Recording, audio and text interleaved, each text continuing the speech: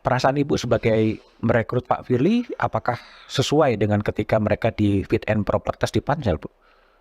Ya terus terang yang sekarang ini saya merasa seperti aduh kok dihapusi gitu. Dihapusi? Ya artinya gini, kan kita wawancara Hmm. antara lain semuanya saya bagian wawancara ini bagaimana komitmennya untuk TPPU.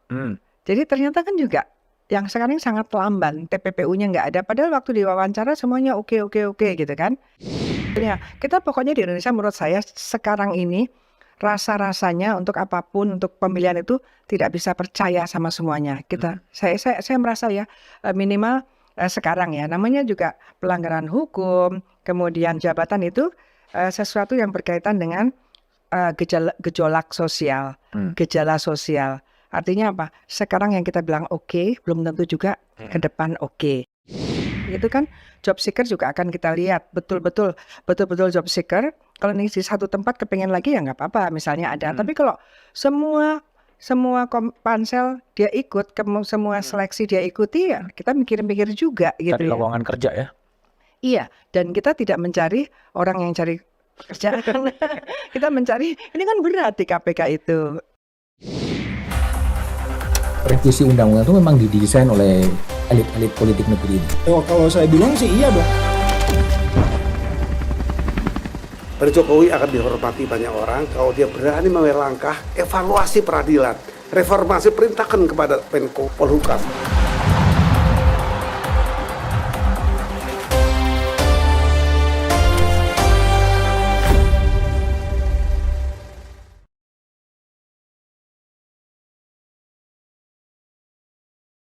Oke, jumpa lagi di Back to BDM.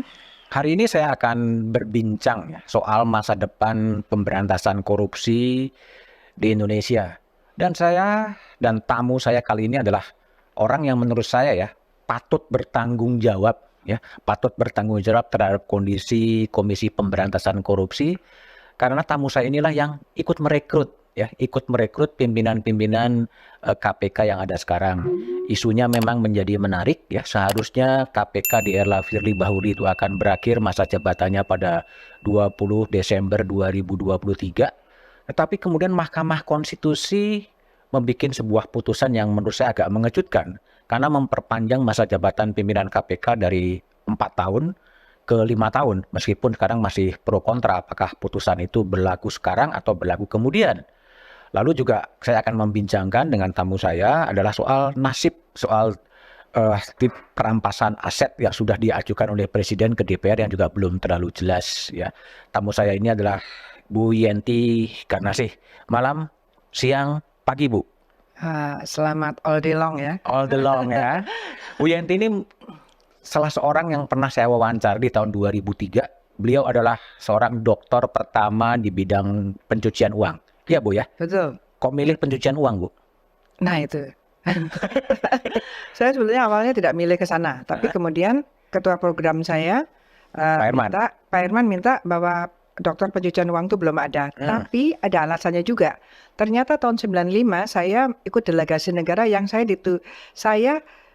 ditugaskan untuk plenary pencucian uang di Mesir. Ya, itu istilah dalam orang-orang awam bingung Bu, yang dicuci kan biasanya kain, baju, karena uang yang dicuci gitu. Otak nggak bisa ya. Cuci brainwash gitu. Cuci otak. Oke. Enggak, tapi saya akan bukan ngomong ini. Bu Yenti ini 2 kali ya merekrut pimpinan-pimpinan KPK. Untuk yang sekarang Bu, yang 2023, asumsinya kan era Pak Firly ini kan berakhir di 20 Desember 2023. Ibu sudah pernah dikontak bakal jadi pansel lagi? Dikontak langsung sih belum, tapi saya dengar-dengar lah ya. Saya selalu dengar-dengar jauh sebelum Ramadan tuh tidak ada tanda-tanda kalau tidak akan ada pansel gitu. Iya gitu ya. Itu biasa kan, saya pernah juga pansel di Kompolnas, 2 kali pansel ini, kemudian pansel lain, termasuk juga pansel di kementerian-kementerian gitu kan. Biasa mesti kita dengar dulu lah gitu, dan sanggup apa tidak gitu ya, antara lain. Dan saya selalu kalau di pansel tuh saya berkaitan dengan track record dan anti korupsinya calon-calon yang akan mendaftar, selalu saya bagian itunya gitu. Nah itu jadi ya itu yang saya lihat Saya nggak nyangka juga kalau sekarang ternyata belum sampai sekarang belum ada pansel. Karena waktu itu tanggal 18 Mei tahun lalu, 4 tahun lalu saja mepet waktunya. Mepet waktunya ya. Mepet, 8 bulan itu juga mepet sekali. Apalagi kalau seandainya pendaftarnya kurang, itu kan kita harus buka lagi. Jadi nggak semudah itu. Jadi kita betul-betul di kurun waktu sebelum mereka selesai itu kan bukan 12, bukan Desember begitu saja ya. Karena Desember itu sudah putusannya DPR. MPRS sudah sampai selesai. Ya, padahal DPR itu kadang-kadang sebulan sebelumnya kalau nggak ada dia juga nggak mau. Karena juga waktu itu deg-degan. Kalau kita nggak selesai, DPR ini mengembalikan ke kita nggak mau nanti disalahkan pula gitu. Jadi sebetulnya dia waktunya hanya kurang berapa bulan gitu. Ini agak berat. Oke, Bu, kalau Ibu lihat waktu pada era Pak Firly ya sampai sekarang, perasaan Ibu sebagai merekrut Pak Firly apakah sesuai dengan ketika mereka di fit and proper test di pansel, Bu? Ya terus terang yang sekarang ini saya merasa seperti aduh kok dihapusi gitu. Dihapusi. Ya artinya gini, kan kita wawancara antara lain semuanya saya bagian wawancara ini bagaimana komitmennya untuk TPPU.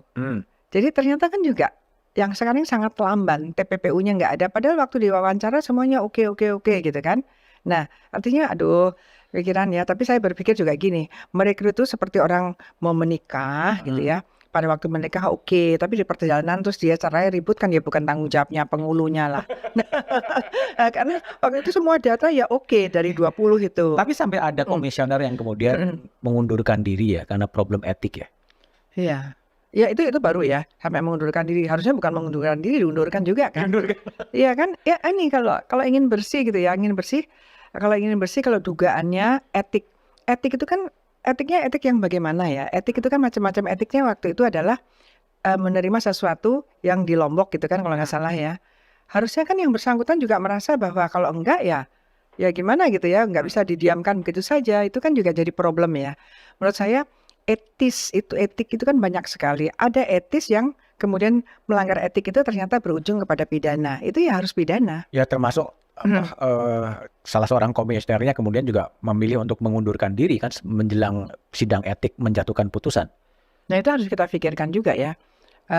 Mengundurkan diri memang betul, mengundurkan diri bagus ya, mengundurkan diri. Tapi kan mengundurkan diri itu kan biasanya kalau ada proses hukum pidana, mengundurkan diri bagus karena untuk menghadapi proses gitu kan.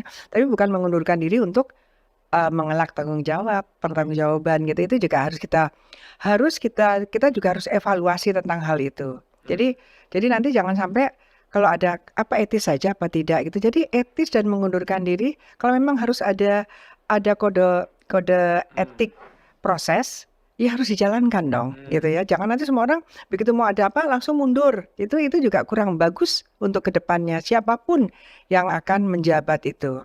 Tapi bagi pansel itu tidak terdeteksi sama sekali Bu ya. Potensial ada tren untuk agak lemah dari sisi etik dan integritas.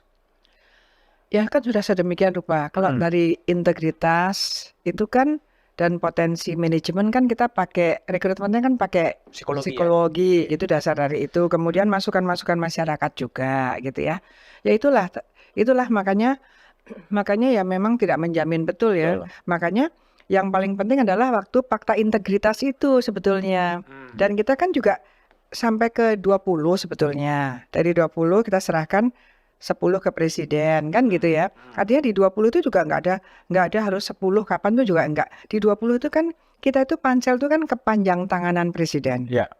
Harusnya di 20 itu kita bisa dialogkan. Yang mana? Kan kita hanya butuhnya juga 5.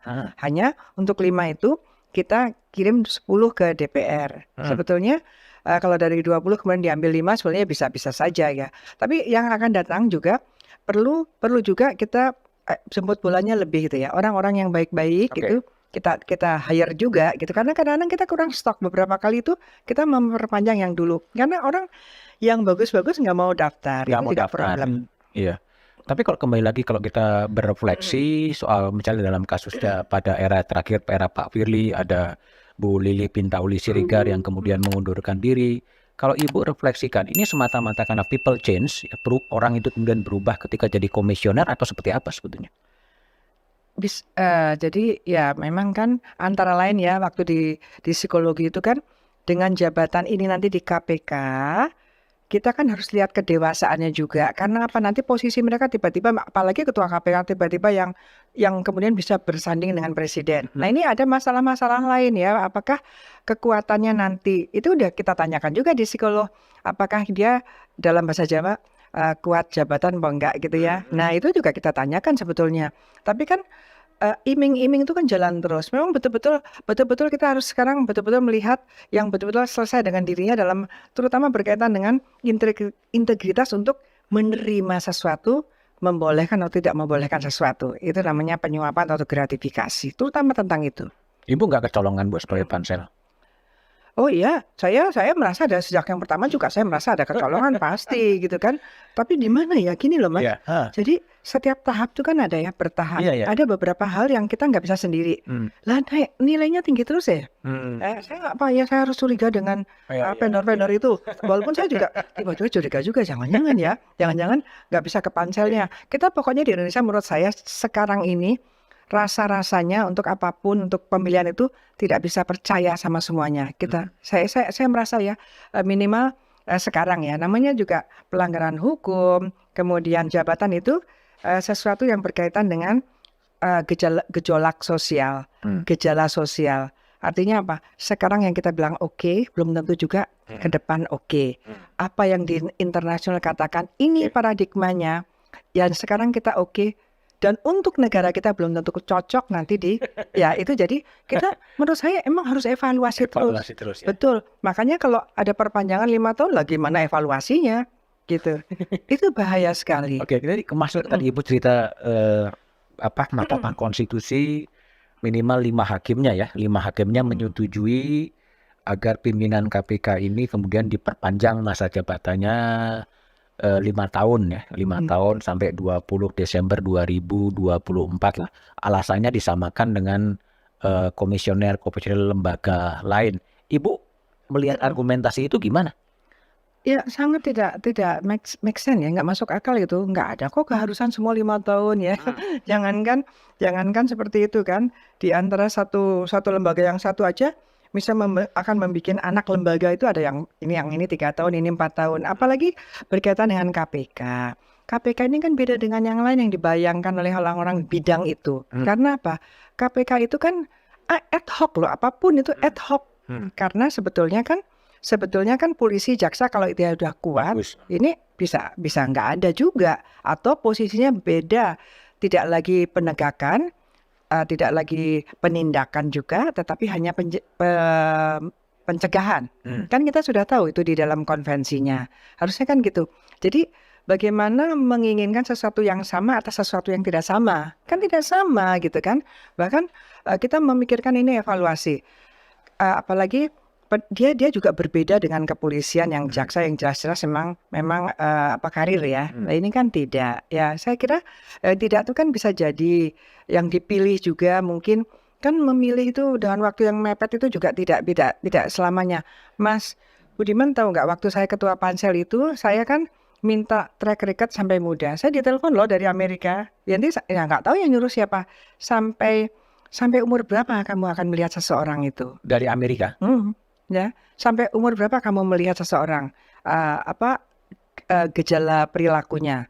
Karena bisa saja di umur 25 tahun, 20 tahun itu dia mungkin ada sesuatu hal karena tapi sekarang karena pemilihannya waktu itu umurnya 40 sampai 65, siapa tahu dengan perjalanan waktu menjelang 40 itu dia sudah baik sekali. Dan sebaliknya orang yang dulu baik, terus belum tentu loh nanti begitu dipilih, karena kan range-nya ada di 65 tahun.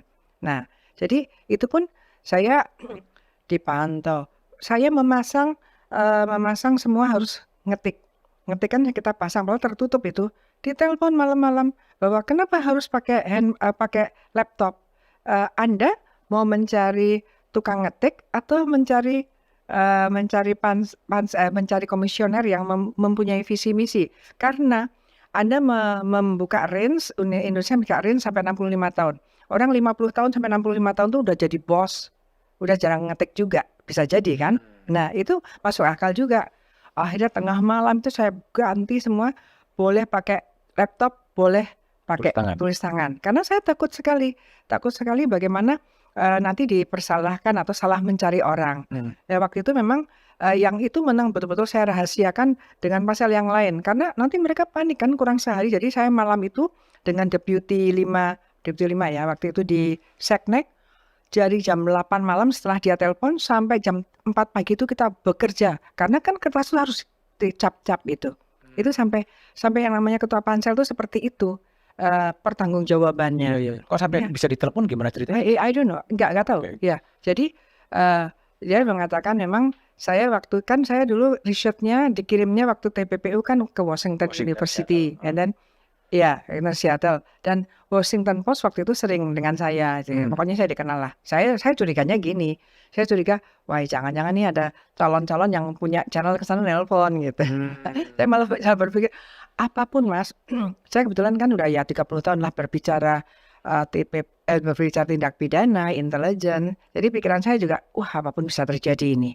Artinya apapun bisa terjadi sehingga kita ekstra hati-hati dan kita terima aja ya sudahlah daripada kita berpolemik. Kalau ini masuk akal ya kita turutin karena saya khawatirnya saya berpikir ada orang yang tidak bisa ngetik bilang begitu, tapi alasannya bener kan, kamu mau cari tukang ketik atau mencari pemikir dan kemudian melaksanakan sesuatu sesuai dengan tupoksinya. Itu calon ya? Komisioner Yang telepon tuh calon?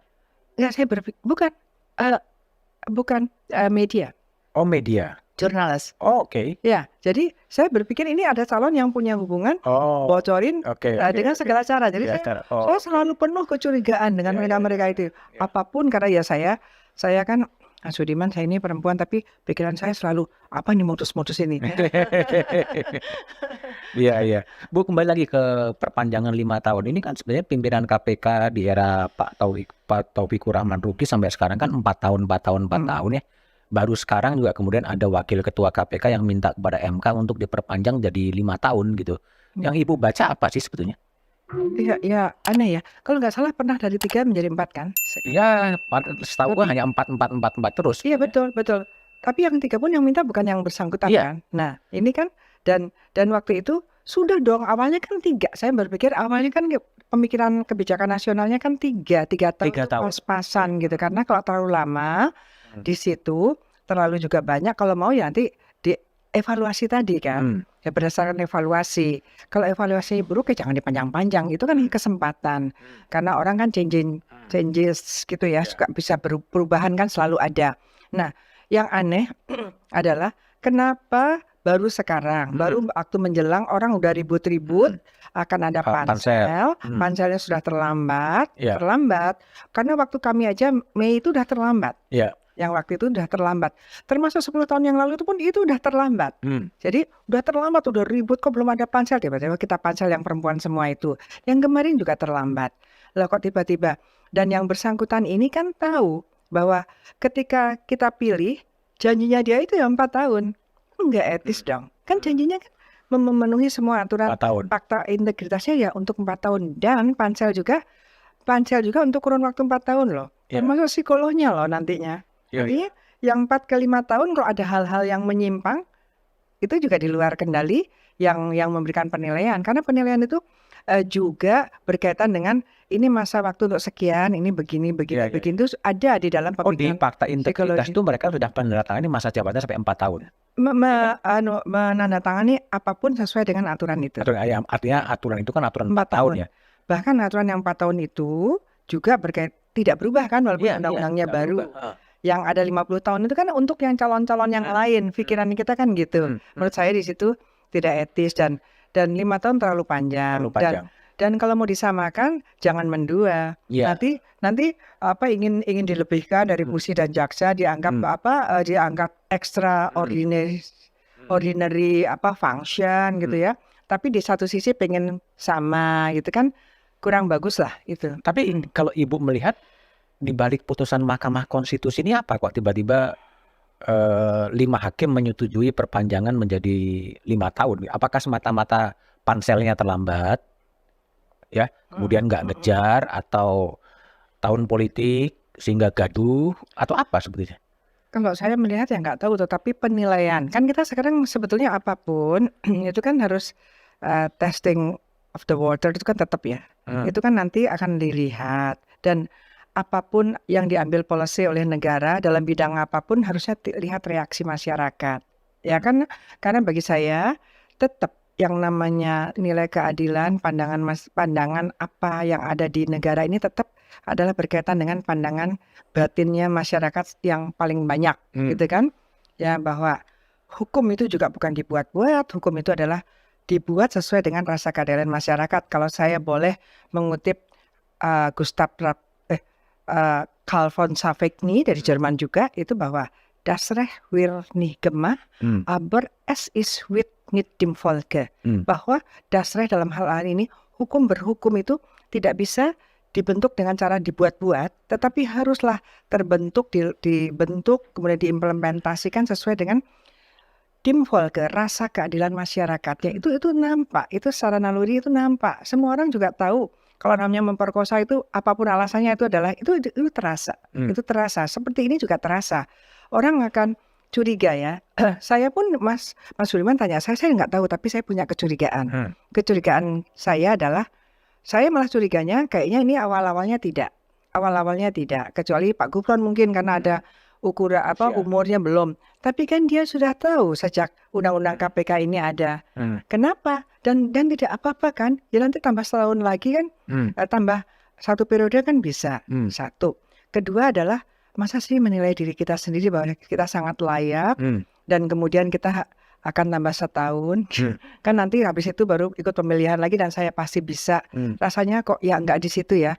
Saya malah berpikir apa benar ya rekrutmen ini jadinya. Karena kan sebaik-baiknya tuh orang yang berkompetensi, punya kompetensi dan integritasnya bagus diminta orang. Itu sebaik-baiknya kan seperti itu. Kalau ini kan nggak pada melamar.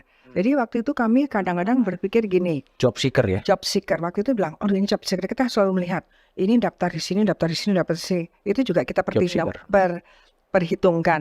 Walaupun ada juga job seeker yang benar. Artinya dia memang menginginkan sesuai dengan kompetensinya, tapi belum bisa-bisa, next time lagi itu jangan bisa. Itu kan job seeker juga akan kita lihat. Betul-betul job seeker. Kalau ini di satu tempat kepengen lagi ya nggak apa-apa. Misalnya ada. Tapi kalau semua pansel dia ikut, semua seleksi dia ikuti ya kita mikir-mikir juga gitu Cari ya. lowongan kerja ya? Iya, dan kita tidak mencari orang yang cari kerja. Kita mencari, ini kan berat di KPK itu.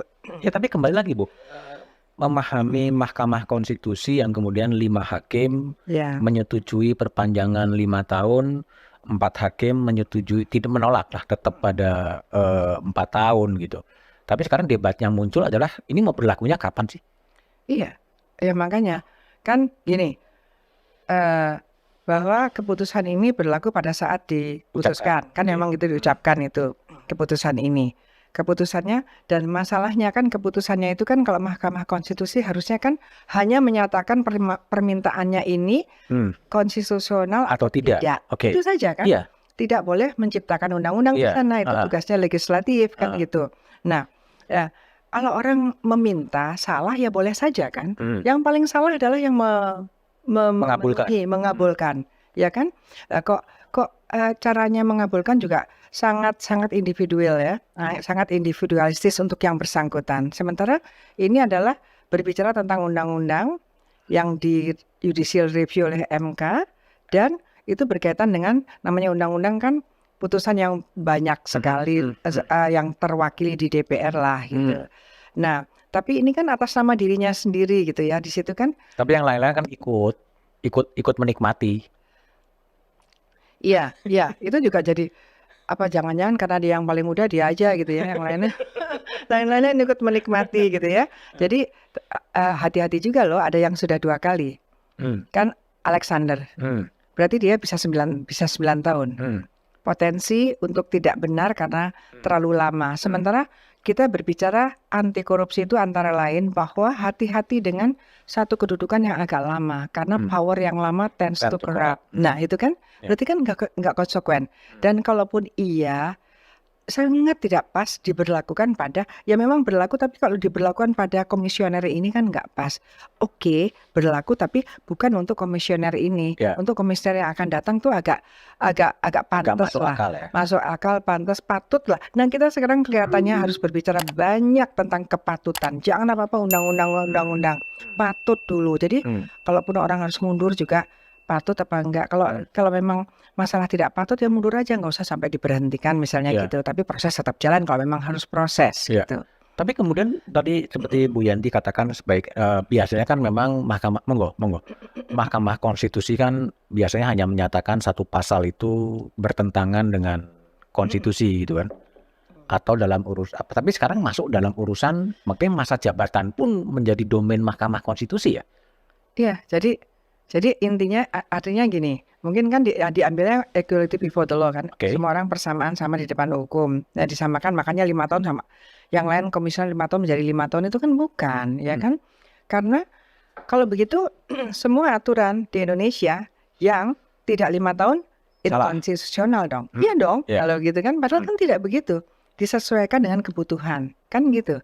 Artinya gini, jangan sampai hal yang semuanya harus sama itu disamakan semuanya. Iya. Enggak gitu juga. Artinya ya memang dalam hal ini jawaban ini sangat tidak mendalam, tidak filosofis, tidak juga sosiologis dan juga tidak adaptif terhadap keadaan. Kalaupun iya keadaannya seperti ini, apa MK tidak tahu komisionernya bermasalah minimal menurut saya.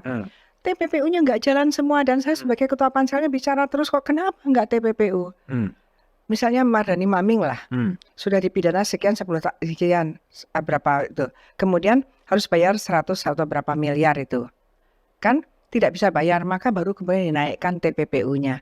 Kan padahal Undang-Undang Pasal 75 TPPU dikatakan bahwa terutama di dalam konvensi anti korupsinya, kalau ada korupsi dan kemudian ada TPPU-nya gabungkan. Dia juga nggak mau melakukan itu. Nah, artinya dari sudut seperti ini dan menimbulkan keresahan masyarakat, kenapa tidak pakai TPPU? Kenapa kejaksaan lebih paham, Agresif. lebih paham bahwa TPPU itu kalau mau perampasan asetnya cepat kembali kepada yang berhak, itu pakai TPPU sejak awal. Kenapa enggak? Masyarakat resah. Artinya apa? Komisioner ini tidak memuaskan rasa keadilan masyarakat, terutama karena korupsi berkaitan dengan kerugian yang dirasakan oleh masyarakat. Nah, mestinya kan MK di posisi berpihak pada masyarakat banyak yang menilai bahwa komisioner ini menimbulkan ketidakpuasan masyarakat. Saya tidak bilang jelek atau bagus, tetapi sering menimbulkan permasalahan di masyarakat. Dalam keadaan seperti ini kok diperpanjang gitu. Ya. Tapi kan gini Bu, kalau kita secara teoritik kan hakim konstitusi itu kan negarawan yang menguasai konstitusi itu. Nggak ada profesi lain yang dikonstruksikan itu adalah negarawan Iya betul. yang menguasai konstitusi. DPR juga nggak, hanya wakil rakyat. Tapi kok bisa membuat sebuah keputusan yang orang susah memahami. Bagaimana kok kamu bisa masuk kepada masa jabatan KPK harus 5 tahun? Dan ini gimana menjelaskan konstruksi yang begitu tinggi dengan putusan-putusannya ya seperti sekarang, Bu? Ya kita harus salahkan siapa yang memilih hakim konstitusi. Kalau kayak gitu berarti bukan negarawan dong yang begitu, karena tidak berbicara begitu kan. Nah satu, kenapa harus dilihat negarawan? Apa negarawan seperti itu sih ya? Saya juga mestinya dievaluasi lagi. Siapapun negarawan tuh apa sih gitu ya. Nanti kalau ada negarawan yang kemudian masuk ke penjara tuh, ketua MK yang lalu, terus gimana dong? Ya kan? Terlalu saya kira terlalu aneh ya, bahwa yang dipilih adalah negarawan, kan gitu ya. Jadi sebelumnya kan belum, tapi karena dia milih negarawan kan gitu, kan bukan ketika dipilih dan sudah jadi nanti dia negarawan kan nggak gitu. Berarti sejak awal Sudah negarawan. mereka sudah mikir itu adalah negarawan gitu. Dan di tengah jalan ternyata kena korupsi, masuk penjara pula, ketuanya pula. Nah jadi lebih baik nggak usah lah. Ada di undang-undang itu bahwa itu adalah negarawan. Malah berat bagi yang bersangkutan juga. Saya kira negarawan itu bukan sesuatu yang bisa diundangkan orang ini kualitasnya negarawan. Enggak, itu suatu saat ada satu event tertentu, pengalaman banyak dan mungkin pada saat yang bersangkutan karena berjasa dan meninggal dunia baru kita menyebutkan beliau itu adalah negarawan. Kan gitu ya. Jadi bukan terus ini memilih negarawan, aduh kayaknya negarawan itu kayak matematis gitu. Jadi salah yang membuat teks di konstitusi ya sebenarnya? Atau di undang-undangnya ya? Kalau saya pikir terlalu gegabah berbicara bahwa yang dipilih negarawan. Nanti bagaimana pertanggungjawaban yang memikirkan itu ketika ternyata mereka terlibat korupsi. Ya, Jadi karena gimana? kan gini, Bu, kalau kita baca artikelnya Pak Sacipto Raharjo ya di Kompas juga menempatkan hakim konstitusi itu ibarat idu geni gitu. Ludah api ya. Begitu 9 hakim konstitusi sudah berucap keputusannya begini harus diikutin. Tapi semakin ke sini banyak keputusan-keputusannya yang sangat kontradiktif gitu sebenarnya. Memang kenyataannya juga tidak selalu diikuti juga kok. Pernah tidak diikuti. Pada waktu ada yang bahwa ancaman pidana narkotika itu minimal 1 tahun.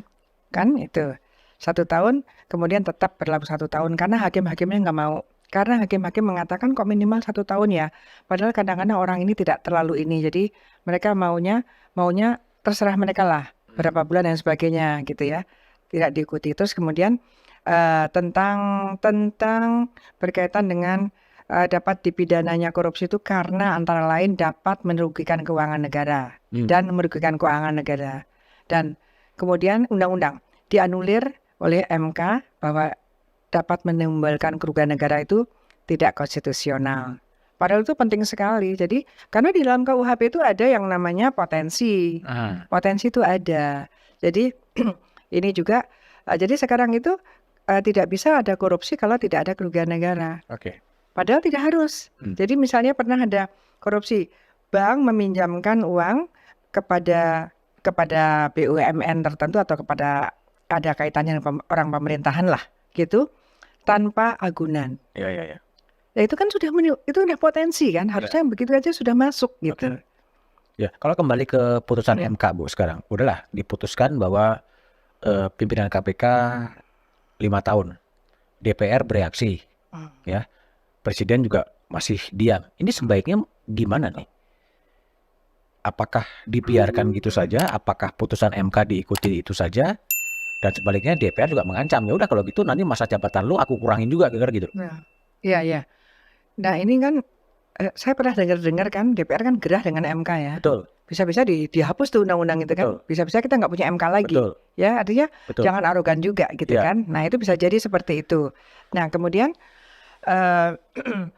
kalau nggak salah 1-2 hari ini kan tadi pagi ya saya baca bahwa pemerintah akan mempelajari. Ya. Kan gitu kan. Nah sekarang kan ada di pemerintah. Pemerintah iya apa tidak, karena ini kan kepres kan. Nah tadi saya sampaikan pernah MK menjatuhkan keputusan yang seperti ini, tapi kemudian juga tidak dipatuhi gitu. Menurut saya ya pemerintah nggak usah patuhi saja. Jadi gini, kita kadang-kadang, saya bukan mengajari ya, tetapi kalau putusan itu tidak pas, apa iya kita harus mematuhi. Justru disitulah nilainya ya, gitu nilainya, ujiannya di situ. Kalau putusan menimbulkan reaksi, sementara pelaksanaan putusan itu ada lembaga tertentu dan itu tidak dilaksanakan, ya itulah kewibawaan MK. Oleh karenanya, ke depannya MK itu kan harus hati-hati bahwa putusan jangan sampai begini karena bisa tidak dilaksanakan, karena di ketentuan pidana ada yang tidak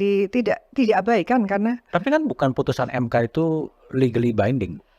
Iya betul, itu secara tekstual kan seperti itu. Tapi dalam implementasinya kan ada juga yang diabaikan, ada yang tidak dilaksanakan, dan sekarang pemerintah kan sedang mengatakan bahwa akan dipelajari. Artinya itu sudah ada tanda-tanda bahwa pemerintah tidak akan, ya kan, ada masalah gitu.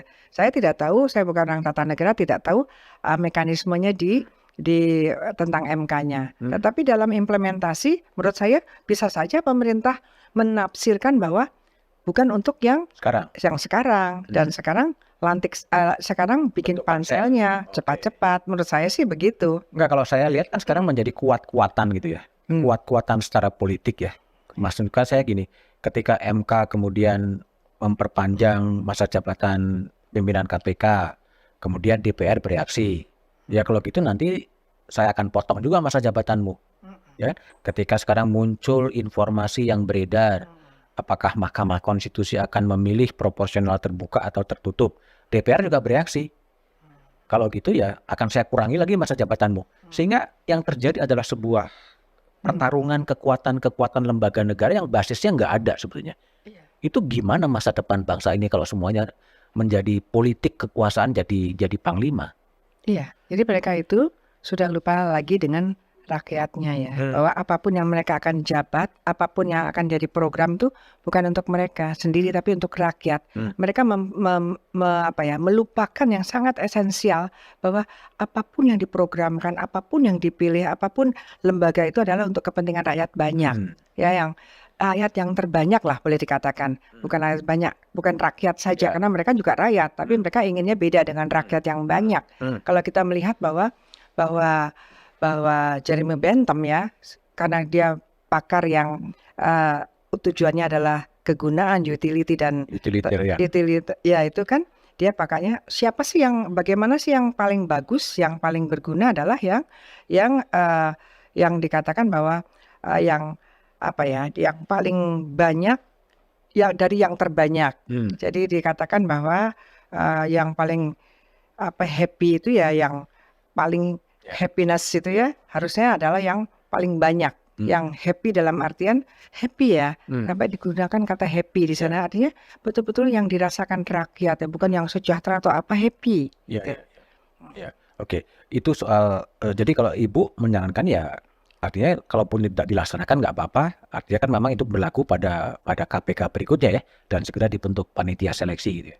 Iya, kalau dengan tanda-tanda bahwa akan difikirkan lebih dahulu, gitu kan kita sudah ada rasa harap-harap nih, gitu ya. Ada gini, rakyat tuh jangan dipermainkan dengan kata-kata ini kan Menko Polhukam yang bilang, jangan dipermainkan dengan kata-kata. Jangan deh, kita ini masih banyak kok yang tidak makan 3 kali sehari kok, ya kan? Jangan kemudian dikasih harapan gini-gini, kemudian ternyata tidak. Ya, itu juga kewibawaan pemerintah. Walaupun nanti akan ada kewibawaan dari MK itu sendiri. Tapi ada beberapa kali MK seperti itu karena MK juga kadang-kadang membuat undang-undang itu bukan untuk yang pertama kali. Ya artinya saya berpikir begini. Dari 500 yang mewakili seluruh Indonesia, tiba-tiba dipotong oleh 9 orang. Ya kan? Berarti 9 orang ini harus benar-benar gitu loh. Nah, sekarang gimana dong reaksinya? Dari 9 itu hanya beda sedikit loh, 4 dan 5. Lah dalam kondisi begini silahkan pemerintah lihat 5 orang itu siapa, 4 orang ini siapa. Nah harus dilihat seperti itu. Nah kalau berkaitan dengan sayangnya ya Pak Aswanto udah keluar ya, satu-satunya pidana itu. Ya, satu-satu yang memahamin pidana. Waktu itu saya beberapa kali sejak awal, waktu zaman Ibu Maria, Mbak Maria, Yanti ya datang kamu daftar dong, nggak ada pidana. Karena banyak masalah pidana yang masuk. Tapi saya memang ingin seperti ini. Memang ingin orang bebas. Orang merdeka tetapi menyuarakan yang benar ya. Saya sepanjang itu benar saya akan mengikuti ke sana, bukan karena merdeka tuh saya ngawur-ngawuran, bukan seperti itu. Oke. Bu, kita pindah ke RUU soal perampasan aset Bu ya. Artinya kan ini Presiden sudah menyurati DPR soal dan menyertakan draft akademis soal RUU perampasan aset gitu. Dan sampai sekarang DPR juga belum tahu akan berbuat apa. Secara politik hukum, Ibu yakin bahwa RUU perampasan aset ini akan bisa goal pada era sekarang? Saya pesimis ya. Karena terutama tujuan perampasan aset adalah juga termasuk merampas aset-aset yang di tempat lain, para kepala negara sebelumnya yang ada indikasi tidak legal. Ya, kondisi Indonesia saat ini. Dan saya Mas Budiman, saya terlibat dari pembahasan itu 2006. 2006 ikut terlibat ya? Pada zaman Pak SBY. Bahkan kami dengan memang didanai oleh internasional ya, tetapi untuk hal yang baik kan, itu kita bikin pemikiran-pemikiran, bahkan waktu itu kita bikin draft tandingan. Ya udah jadi 2008 itu jadi.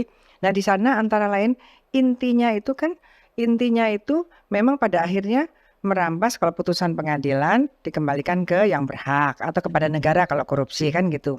Tapi di depan-depannya itu tidak seperti itu. Di pasal-pasal depan itu kan perampasan, kita juga waktu itu kita juga takut kepleset nih menerjemahkan dari asset recovery itu apakah perampasan. Karena di beberapa negara itu diartikan sebagai pemulihan semuanya, pemulihan keadaannya, pemulihan keuangannya.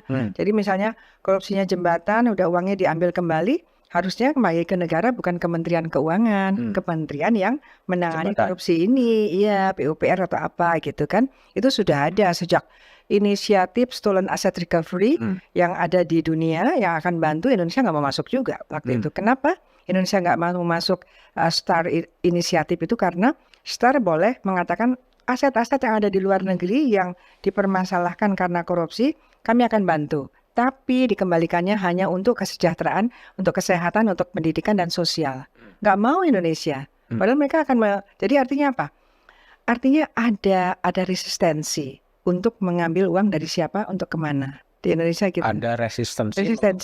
Resistensi dari semua ini yang mengambil kebijakan bahwa ada yang berkepentingan gak mau, kalaupun uang pun diambil, nanti dikembalikannya mau bagaimana, itu ada masalah. Sementara aset recovery itu yang paling penting kan di luar negeri. Ya. Dan berkaitan dengan negara di mana negara itu kita minta bantuannya. Dia akan tanya, undang-undang aset recovery Anda seperti apa?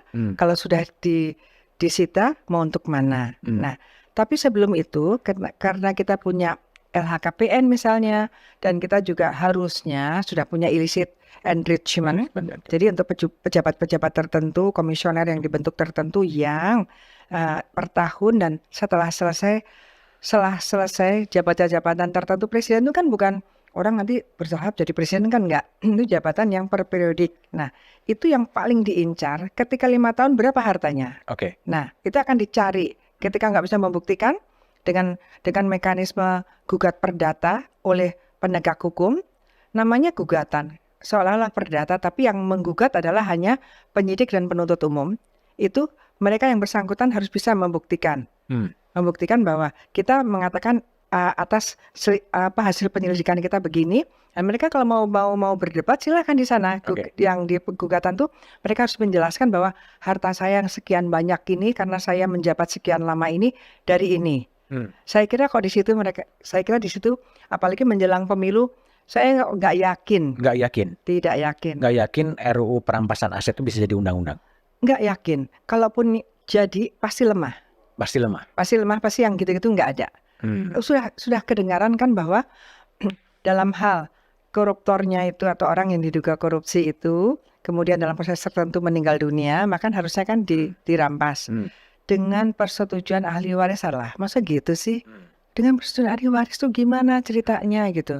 Ya, ahli waris pasti nggak setuju lah logikanya gitu. Karena itu bukan masalah nego lagi. Kalau sudah seperti itu adalah masalah upaya paksa. Masalah ini akan dirampas, bukan kami akan merampas, Anda setuju apa tidak? Nggak gitu. Jadi kalau menurut kalkulasi dan intuisi dari Bu Yanti, RUU perampasan aset tidak akan jadi undang-undang? Tidak akan, karena sejak 2000, saya akhirnya juga tahu, 2006, 2007 kita setengah mati, tapi akhirnya juga didiamkan. Dan saya sejak 2005 ya, 2004 atau 2005 itu saya masuk anggota dalam anggota percepatan korupsi, rencana aksi nasional pemberantasan korupsi yang desainnya itu, yang blueprintnya itu adalah 2005 sampai dengan 2025. Nah, waktu itu sebenarnya bagus ya, waktu itu 20 tahun. Nah, dengan harapan 20 tahun itu di IPK-nya nanti 60. Kenyataannya kan turun sekali, sekarang 34. Jadi nampaknya bikin blueprint itu aja tidak diindahkan. Kalau Ibu mengatakan tidak jadi itu karena memang apa? Karena memang begitu banyak orang yang berkepentingan dengan undang-undang perampasan aset ini, atau yang bakal terkena, atau semata-mata ya nggak perlulah kira-kira gitu. Ya, kecuali Pak Jokowi berani nih ya. Ya, kalau Pak Jokowi berani kan dia pernah berikan perpu aja kalau nggak jadi. Lebih baik begitu. Lebih baik begitu. Karena kalau bersama-sama gitu, kalau kelamaan ya sudah begitu saja. Dan kalau akan dibahas, kan sudah ada surprise-nya. Kalau akan dibahas ya dilihat juga pasal-pasalnya. Kalau pasalnya ringan ya pemerintah nggak usah setuju gitu kan. Harusnya kan gitu kan. Kan tidak mungkin salah satu nggak setuju. Nah, jadi saya pikir waktunya juga mepet nih. Waktunya mepet sekali. Dan nanti kan saya tuh agak bingung sekarang ya. Kalau dulu saya dengan almarhum Pak Muhtar Kusuma Pak Sarwono Kusuma Atmaja itu ya, dulu waktu kita membuat undang-undang tindak pidana lingkungan hidupnya itu, saya tindak pidananya, ketentuan tindak pidananya itu sejak awalnya itu kan di apa public hearing-nya tuh kok ini kok nggak kedengaran ya? Sampai terakhir saya nanya yang mana sih draft yang mana? Sulit sekali. Ya artinya public hearing-nya pun partisipasi masyarakatnya pun nggak ada gitu loh. Jadi dengan begitu jangan-jangan memang tidak niat ya untuk dijadikan gitu. Nggak niat Ya untuk biar nggak ribut aja lah dikirim ke sana. dikirim, tapi juga Sekarang nggak akan jadi juga. Bulannya dua bisa jadi kalau kuat nggak jadi, tapi kalau agak lemah mungkin jadi gitu Oke. ya. Tapi tujuannya kan nggak tercapai untuk apa? Oke, tapi kalau memang katakanlah sampai batas tertentu kemudian DPR juga tidak membahas, kalau saran dari Bu Yanti terbitin semacam perpu gitu, bahwa dengan konsekuensinya ditolak juga nggak ada apa-apa kan? Ya saya pikir di sini ya legasinya. Saya bagaimanapun juga saya melihat apalagi sosok Pak Jokowi sekarang ini ya, dengan adanya ya memang saya cawe-cawe dan sebagainya. Kita juga senang ya. Artinya ada presiden ya memang saya begini gitu kan dengan segala argumentasinya. Itu lebih baik daripada pelitat-pelitut nggak jelas gitu kan. Lalu lebih baik ya jadikan perpu saja, tarik Jadikan lagi perpu saja dan langsung perpu itu kan dilaksanakan nanti pada masa Sidang itu berikutnya. dibawa lagi ke sana. Minimal pada waktu pelaksanaan ini saya pikir kalau masyarakat itu tahu betul tentang butuhnya ini. Dan kita mempunyai kewajiban Asset Recovery Act ini sejak 2006 sebetulnya. 2003 itu signing, 2006 sudah ada ini.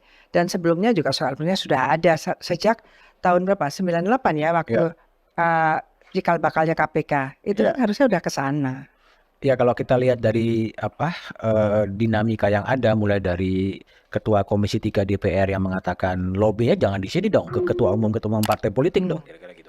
Artinya kan ini permainan elit nih sebetulnya kalau kompromi di atas tidak tercapai ya undang-undang itu nggak akan jadi kan sebetulnya. Iya, ya itu emang mungkin kesleo ya. Artinya keperucut sesungguhnya terjadi gitu kan. Itu yang sangat menyakitkan hati rakyat ya.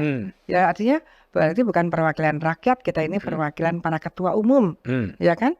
Itu ya alhamdulillah aja ya merucut gitu kan.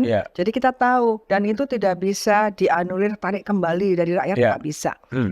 Itu sudah kepercayaan rakyat kepada dinamika politik itu sudah hancur kita itu sebetulnya hancur untuk percaya. Nah sekarang ditagih nih.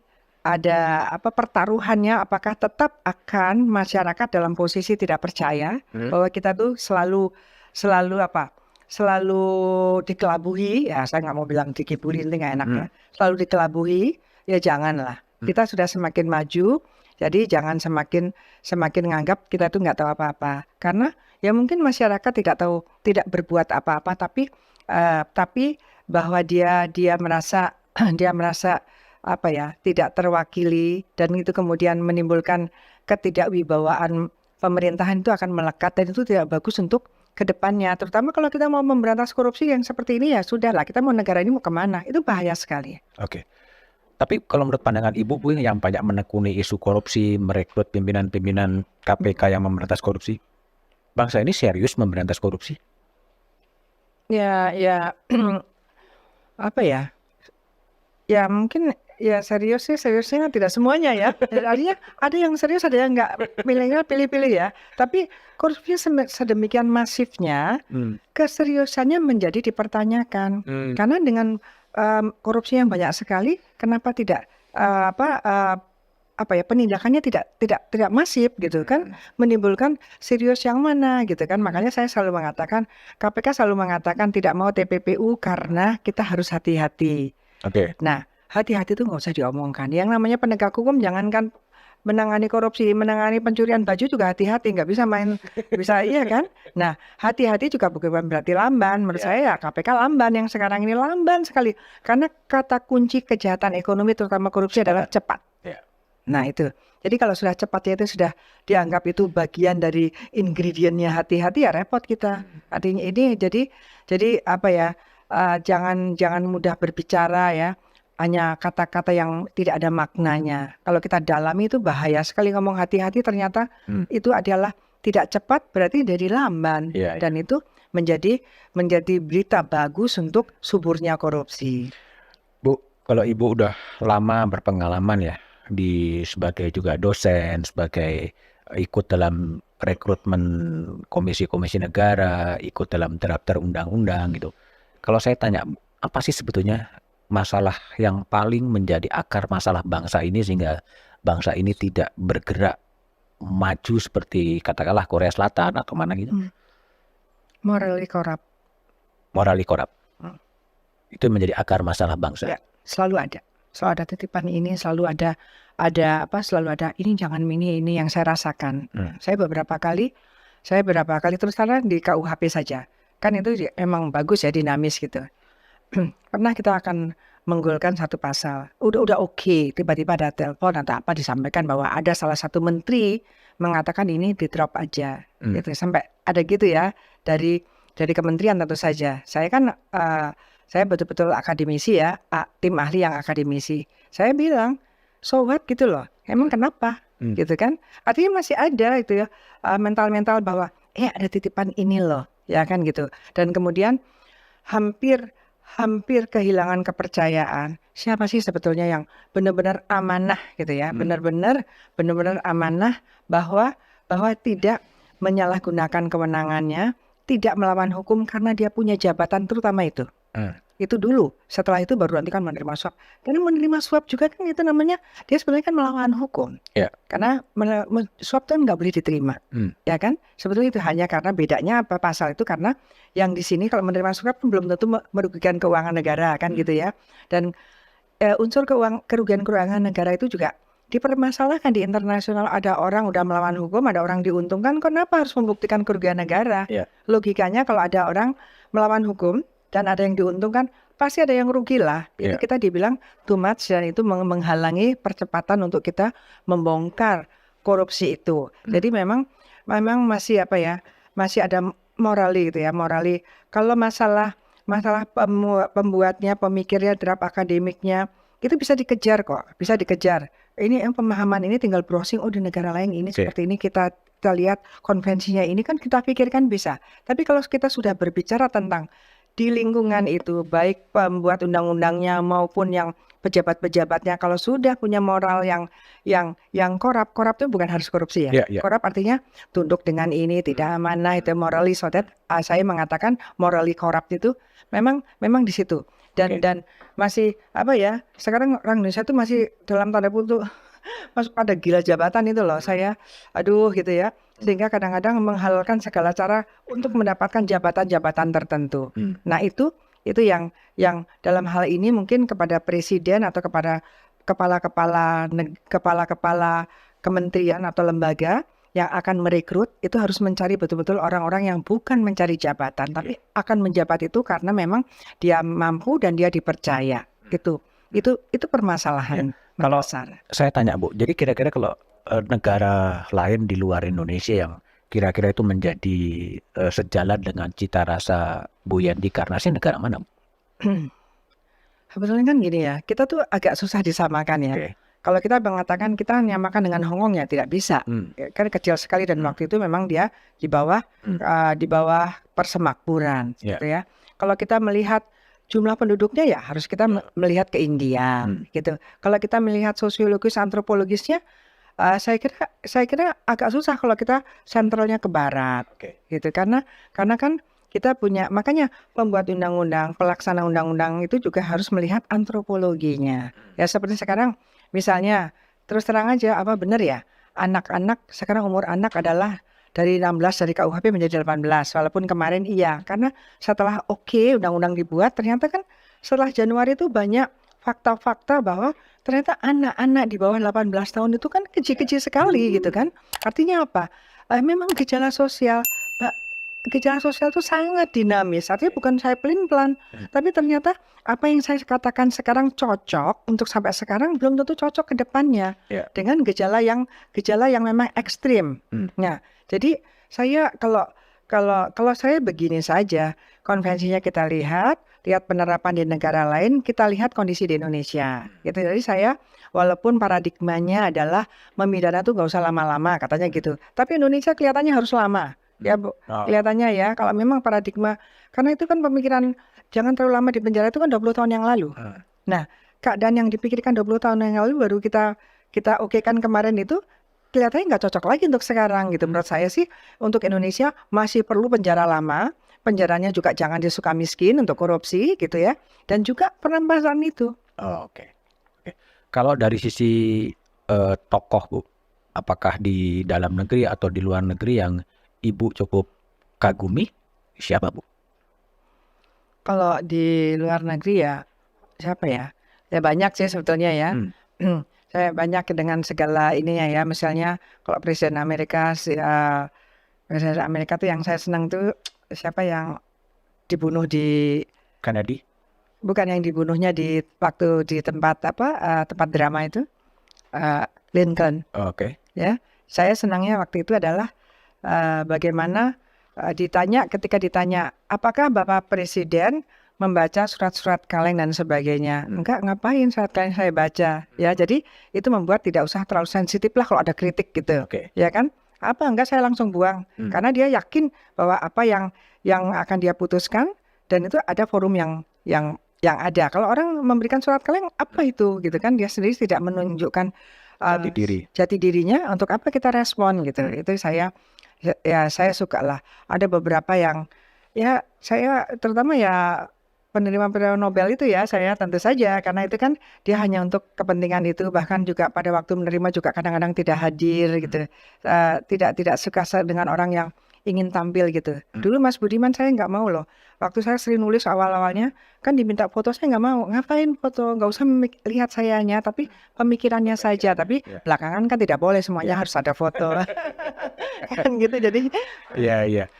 Kalau gini, Indonesia 100 tahun ya, 17 Agustus 2045 Indonesia akan mencapai tahun emas lah. Indonesia emas 2045. Mimpi atau imajinasi Bu Yenti soal Indonesia 100 tahun seperti apa, Bu? belakangan ini ya kan, ya itulah saya katakan dinamis itu ya. Kita kadang-kadang nggak bisa memprediksi. Ya kita harus positif, harus punya apa ya, optimis ya. Tapi optimis itu kan juga harus membumi juga kan, harus lihat. Tapi kalau kita ribut aja, kalau saya malah khawatir gitu kan. Khawatir.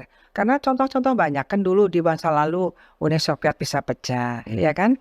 Kemudian ada, saya berpikir zaman sekarang itu tidak ada perang fisik lagi. Ternyata terjadi Ukraina sama ini. Betapa gitu, padahal kita berbicara bahwa teknologi canggih, tidak akan ada yang terlalu barbar, kejadian juga. Jadi apa dong?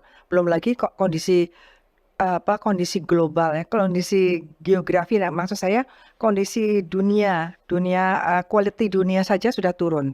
Kenapa turun? Karena memang dilakukan karena yang merusak adalah semua pelaku kejahatan ekonomi. Itu membuat ozon ini kan semua tuh kejahatan ekonomi sebetulnya. Kepengin mengeruk semua yang ada di dalam badan bumi ya, perut bumi. Kemudian pohon-pohon, semuanya cari keuntungan, bikin building dan sebagainya. Dan ya artinya apa? Kata kuncinya kan di kejahatan ekonomi. Kan saya juga berpikir, kalau program ekonomi itu selalu diikuti oleh mitigasi, bagaimana kalau program ini gagal? Siapa yang akan antisipasi? Nah, saya tidak melihat itu. Bikin program ini, tapi ketika bocor tidak ada, nanti tiba-tiba bikin satgas. Itu kan selalu seperti itu. Ad hoc dan pemadam kebakaran kan selalu seperti itu. Nah, dan dengan adanya seperti itu, belum lagi politiknya, undang-undang politiknya juga memberikan peluang untuk orang korupsi atau korupsi tidak menjerakan, karena setelah itu juga boleh ini, bahkan boleh juga di partai bicara, dapat tempat juga. Tidak, jadi saya merasa bahwa jadi semua berawal dari kejahatan ekonomi yang bisa merusak moral bangsa kan. Moral bangsa itu udah jadi semua, parenting dan semuanya kan, kultur sosial budaya juga rusak semua karena korupsi itu. Kalau dari pandangan saya ya. Nah, oleh karenanya memberantas korupsi itu tidak bisa penegakan hukum juga saja. Jadi semua tokoh-tokoh masyarakat yang berkaitan dengan bagaimana agama, bagaimana perilaku, bagaimana budi pekerti itu juga harus dijalankan. Bagaimana menangani pendidikan dan sebagainya, itu juga harus bersama-sama. Tapi semua itu rusaknya kalau sudah ada korupsinya. Tapi kalau di tengah situasi begitu, kalau bayangan Ibu Indonesia 100 tahun itu akan jadi seperti apa, Bu? Saya kok itu terlalu lama ya, karena Terlalu lama? terlalu lama nggak bisa membayangkan. 22 tahun lagi. Iya, karena ternyata ya 3 tahun, 4 tahun tuh Oh, berubah total. berubah total tuh Oke. bisa. Kadang-kadang belakangan saya lihat ada suddenly yang tidak masuk Iya. pemikiran kita. Oke. Karena kan saya dalam posisi orang itu berpikir tidak bisa dibatasi. Kreativitas tuh ini. Nah, dengan demikian orang yang ingin merusak negara, merusak dunia, yang jahat itu juga tidak bisa kita bayangkan, bisa luar biasa. Jadi kalau kita nggak bisa apa-apa, kita hanya bisa berpikir yang lebih luar biasa daripada modus yang muncul, harus ke depan. Itu yang kita bisa lakukan. Kalau ingin kita 100 tahun Indonesia 100 tahun itu bagus, ya harus ini. Kalau memang ke depan itu tidak ada abuse, tidak ada cheating-cheatingan yang dilakukan justru oleh para pejabat dan orang-orang yang memegang tampuk pimpinan dan kekuasaan, ya itu kita bisa berharap lebih banyak lah ya, bersamaan dengan negara-negara lain, terutama yang rumputnya hampir sama di sini kan harusnya tantangan bagi kita. Apalagi negara-negara barat itu kan justru malah masalah ekonominya lebih terpuruk ya, karena ada sesuatu hal itu kan bisa dipelajari. Jadi harusnya kita rekrut lah orang-orang yang pemikiran, makanya harusnya kita mempunyai program yang ada basis pemikir itu, ada tempatnya sendiri yang betul-betul yang memang untuk negara, yang integritasnya betul-betul bukan ingin jadi apa-apa tapi ingin memberikan sesuatu kepada negaranya. Oke. Baik, Bu Yanti, terima kasih atas obrolannya hampir 1 jam. Saya berbincang dengan Dr. Yanti Ganarsi, seorang dokter perempuan pertama di bidang pencucian uang. Silakan Anda berkomentar atau memberikan tanggapan. Setuju, tidak setuju adalah hal yang biasa. Jumpa lagi di Back to BDM edisi berikutnya. Revisi undang-undang itu memang didesain oleh elit-elit politik negeri ini. Oh, kalau saya bilang sih iya dong. Pak Jokowi akan dihormati banyak orang kalau dia berani mengambil langkah evaluasi peradilan, reformasi, perintahkan kepada Menko Polhukam.